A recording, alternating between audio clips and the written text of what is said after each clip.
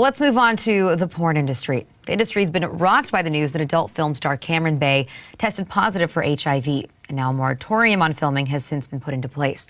But this news has also led to some complications for New York mayoral candidate Anthony Weiner. You see, one of the sexting partners of the former congressman is Sydney Leathers, and she had unprotected sex for a just-released film called Weiner and Me. Now, the sexual partner of Leathers in that film was Xander Corvus, and he had unprotected sex with Cameron Bay for a movie that filmed at the end of July. So that's led to a lot of speculation that Leathers herself was exposed to this virus. But the thing is that, John, Leathers has now responded in a statement denying that. So what did she say, and did you ever think that we would be having this conversation about Anthony Weiner? No, I don't think we. Then again, we talked about sending dildos to Vladimir Putin a couple weeks ago, so I think anything's possible on HuffPost Live LA edition.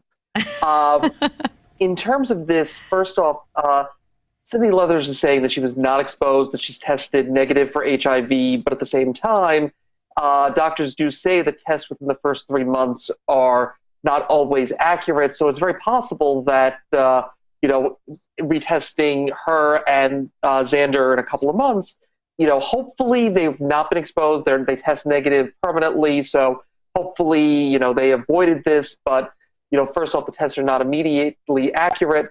Second thing is, LA County voters have approved a requirement for actors in the porn industry to use condoms during filming. The porn industry has fought back on this. A judge has ruled that, yes, it is constitutional to have a condom requirement, but said you don't have to enforce it. So there's a lot of questions on why not just utilize protection so we don't worry. There's not that next step of someone testing negative but actually being a false negative.